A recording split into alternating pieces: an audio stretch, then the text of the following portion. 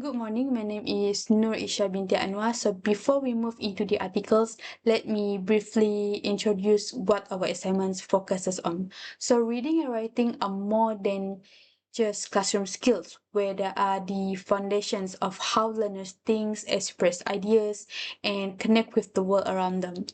In the Malaysian ESL context, teachers often face challenges in helping students not just to read and write, but also to truly understand and use the language meaningfully.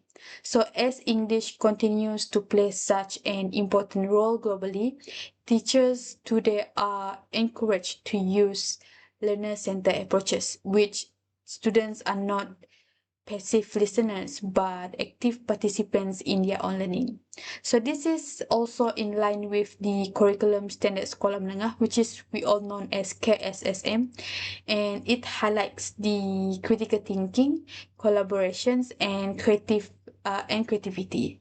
So through this assignment, we review three research articles that are related to the teaching of reading and writing in Malaysia, and each articles explore different strategies, which is from scaffolding techniques to learning strategies and teachers written feedback, and all aim at improving students confidence and literacy skills.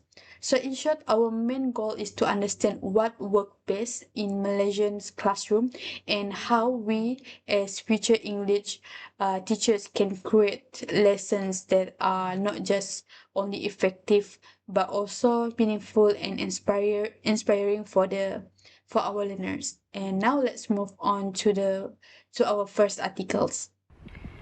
Okay, good morning. Today I'll be presenting an article titled Scaffolding Approach with Reading Strategies in Teaching Reading Comprehension to Rural Year 3 ESL Learners in Malaysia by Sharon Wong Mingying and also Azlina Abdul Aziz. It was published back in 2019. So the study looks at a common problem in rural schools. So basically, many year 3 ESL learners can read the word correctly, but they don't really understand the meaning of what they read.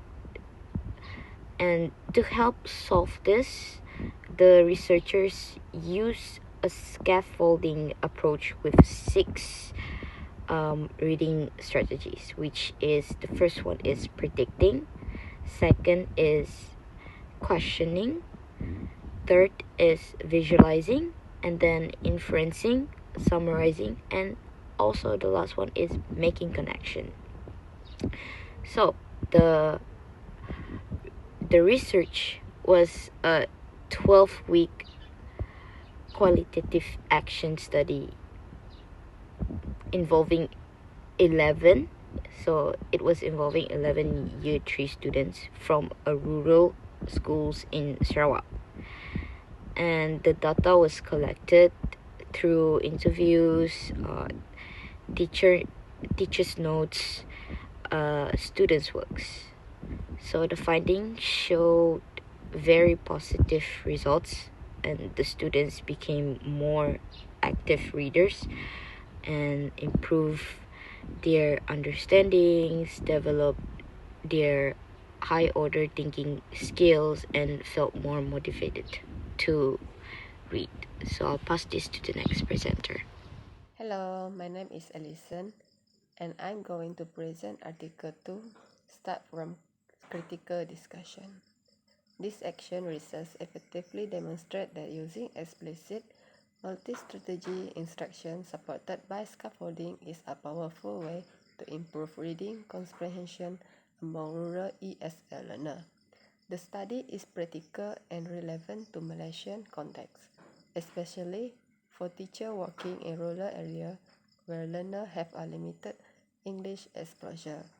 One of the strengths of this research lies in its focus on real classroom challenges and its use of qualitative data such as student interview and teacher reflection, which give a deeper understanding of how learner thinks and feel during reading activity. The findings clearly show that students become more independent and active readers through the 6 strategies introduced. They also develop higher order thinking skills and show more motivation to read. However, the small sample size only 11 pupils and the limited setting while rural school make it difficult to generalize the result to a wider population. Moreover, since the study did not include a follow-up season for after the 12th week, it remained unclear whether students retain or continue to use these strategies over time. Future studies should include a larger sample and consider a longer period to observe the long-term effect of this teaching approach. Reviewer critical voice. The study successfully highlight how scaffolding and explicit reading strategy instruction can help rural ESL learner understand text better and enjoy reading more. The research practical classroom approach make the finding very relevant for teachers in Malaysia. I especially appreciate how the 6 reading strategy, which is predicting, questioning, visualizing, inferencing, summarizing, and making connection, are supported by strong theoretical and empirical evidence. However, I feel that study limited number of participants reduced its reliability for national level application.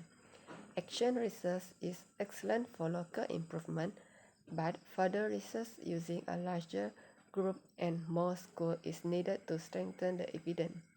Despite this, the study gives valuable insight into how scaffolding can make reading lessons more meaningful, helping learners become confident and independent readers. In recommendation, it is recommended that explicit reading strategy instruction using the scaffolding approach be integrated into the English reading lesson of primary ESL learner classroom. Teachers should be trained to use of 6 reading strategy effectively and guide learners step by step to build their confidence and understanding. This approach will not only enhance comprehension, but also align classroom practice with the CEFR standard, improving learner reading proficiency and motivation. In conclusion, the research concludes that a 12-week scaffolding approach combined with explicit strategy instruction can significantly improve the reading comprehension skill of rural Year 3 ESL learner. It enables students to become active participants in construction meaning from text and increase their interest in reading. Although small in scale, the study provides strong evidence that scaffolding with reading strategy can transform English reading lesson into engaging and meaningful learning experience.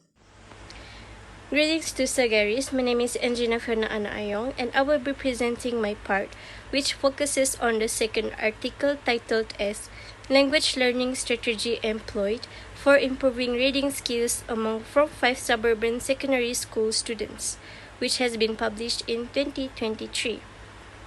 This was a quantitative survey that used a small sample of 30 from 5 students to investigate their reading strategy preferences. The study's objective was to clearly identify which strategies students choose to improve their reading and which they discard. The key findings reveal a telling strategic imbalance. And on the positive side, the students heavily rely on direct cognitive strategies, and which is their most preferred strategy was using a dictionary to find the meaning of a word, which has been favored by 60% of the students. The reliance on contextual clues was so high, and it shows a strong focus on word-level decoding. However, the major concern is the opposite finding, where students' least preferred strategy was summarizing while reading, and nearly half of the students found this core, high-order skill unsuitable for them. This creates a clear strategic gap, where students are proficient at handling individual words instead of the whole skills, the complex skills, where it is needed to truly comprehend and retain the text as a whole. Moving on to the next point, which is the critical gaps, we have identified two main issues, and methodologically, the small sample size of n equals to 30 and the use of purposive sampling means the findings are not generalizable to the broader population of suburban Malaysian students. More critically is the pedagogical gap. The students' rejection of summarizing of vital metacognitive skills indicates that they are not being effectively taught on how to use complex strategies. Their overly reliance on the dictionary suggests that they are stuck in a cycle of passive decoding, which will severely limit their progress towards the CEFR B2 proficiency level. Thank you. One of the main weaknesses of the study is the small sample size. The research only involved 30 Form 5 students from one suburban school in Sabah. Because of this, the results might not represent all Form 5 students in other schools or areas. For example, students in urban schools may use different reading strategies due to better resources or stronger English backgrounds. A larger sample with students from different schools would give more reliable and balanced results.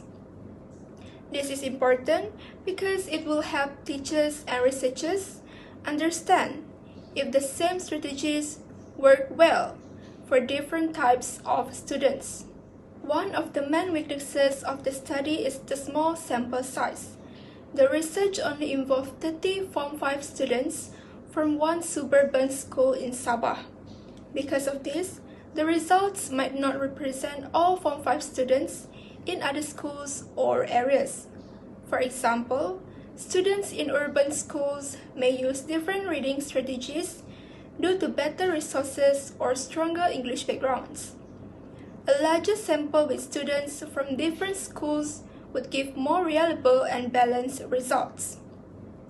This is important because it will help teachers and researchers understand if the same strategies work well for different types of students. Another issue is that study only use a questionnaire to collect data. While this gives useful numbers and percentage, it does not explain why students prefer certain strategies. Adding interviews or classroom observation could have provided deeper insight into their real experiences. For instance, students might say they like using a dictionary, but through interviews, researchers might find they use it because of lack confidence in reading. So, combining both quantitative and qualitative data would make the findings stronger and more meaningful. Future research should include a larger and more diverse group of students from different schools to make the findings more reliable. It is also recommended to use interviews or classroom observation along with questionnaires to get deeper insight into students' actual reading practices. Teachers should encourage students to use metacognitive strategies such as planning and monitoring their reading progress to build stronger reading skills. The study successfully identified the most and least preferred reading strategies among Form 5 suburban students. Although limited in scope, it highlights the importance of using effective learning strategies to improve reading skills. The findings can help teachers design better reading activities and guide students to become more independent and confident readers. Okay, for my part, I will be presenting about Article 3, which is titled as Malaysian ESL Teachers Practice of Written Feedback on Student Writings by Rosiana Shari, Hazita Hazman, and Nur Muhammad Noor in 2021. So this study focuses on how English teachers in Malaysian secondary schools give written feedback to students and how that feedback helps learners to improve their writing skills. So the research used a qualitative content analysis where the authors analyze real samples of teachers' written comments on student essay. So as we all know, writing is one of the most hardest skill for ESL learners because it requires not just grammar accuracy but also vocabulary, sentence structures, and organization. So the feedback that teacher give becomes a very important guide for students to improve their writing skill. However, many teachers face challenges in giving feedback that students can clearly understand and apply, which is where some feedback is too general, while other are focused only on correcting errors instead of helping students to develop ideas. So the main objective of these studies are include to identify the types of written feedback commonly used by ESL learners. Second, to analyze the purposes and functions of those feedback types, whether they are corrective, motivational, or guiding. The third one is to evaluate how teachers' feedback actually helps students to improve their writing. And finally, to recommend better feedback practices that can support more effective writing instruction in Malaysian ESL classroom. So overall, this articles highlights the importance of feedback not only as corrections but as a form of support, motivations and guidance, and something we as future English teachers must learn to give thoughtfully. And that's all for me. Thank you for listening. This study talks about how teachers' written feedback helps students improve their writing. Many studies agree that feedback is useful, but how it is really given really matters. The CEFR English curriculum encourages teachers to guide students through their writing process, not just correct mistakes at the end. However, in Malaysia, many teachers still focus more on grammar and spelling instead of ideas or structure. So, this study explores how teachers' feedback actually helps students improve their writing skills. This research used a qualitative document-based method. The researchers collected essays from Form 3 and Form 5 students. Then they asked 89 English teachers from Pahang to mark the essays as they normally would. After that, the researchers analyzed all the teacher comments to see what kinds of feedback were given, such as corrective, motivational, or guiding feedback. The results showed that most teachers focus on correcting grammar and vocabulary. However, many comments were short and not very clear, for example, like good, grammar check, and add more ideas. Only a few teachers gave detailed explanations or helpful guidance. This shows that teachers pay more attention to mistakes than to helping students improve their ideas or writing flow. So there is a gap between what the curriculum wants and what really happens in the classroom. From this study, we can see how teachers really give feedback in classroom. It is clear that teachers know feedback is important, but they often do not have enough time or training to give detailed comments. Big class sizes and exam pressure also make it hard for teachers to write long feedback. So teachers need to move from just correcting mistakes to guiding students on how to write better. For example, instead of saying add more ideas, a teacher could say add one example to support your point.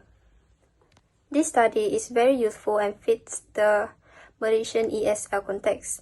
It uses real teacher feedback, which makes the results more reliable. However, many teachers still focus too much on grammar correction. Future research could include teachers from other states or even interview teachers to understand their marking habits. Overall, the study shows that teachers need to give clear and student-friendly feedback to help students learn better. The study recommends that teachers get more training on how to give better feedback. Teachers should focus on the most important areas, not every small mistakes. Schools and the Ministry of Education should also give teachers time to talk about feedback with students. Workshops and courses can show examples of good feedback so teachers know what to do. With enough support, teachers can give feedback that helps students learn and feel confident in writing. Malaysian ESL teachers do give feedback, but it is usually short and focused on grammar. Teachers need more training and support to give clear and detailed comments. Good feedback should not only correct mistakes, but also guide and motivate students. If teachers improve the way they give feedback, students will become better writers and more confident English users. So to sum up all three articles, they show that good reading and writing strategies really help students learn English better here in Malaysia. Teachers play a big role in this process because they help students become more confident and independent learners. It also reminds us that teaching English is not just about marks or exams. It's about guiding students to learn meaningfully and enjoy the process. From the first article, we can see that scaffolding and reading strategies really helps rural students understand text more clearly. The second article shows that using metacognitive strategies like planning, checking, and reflecting helps students become more confident and independent readers. And the third article, the last one, highlights that written feedback from teachers should be clear and supportive, not only focus on grammar mistakes. Overall, teachers need proper training, enough time, and strong support to give effective feedback and use good teaching strategies. When teachers guide students in a meaningful way, it helps them to learn better and enjoy English more. These strategies and feedback should help students build confidence, think critically, and stay motivated to learn. In conclusion, better teaching methods can really improve students' reading and writing skills. They also help students become more active, confident, and capable English users. When teachers create a supportive and positive classroom, students are more likely to enjoy learning and grow stronger in using English.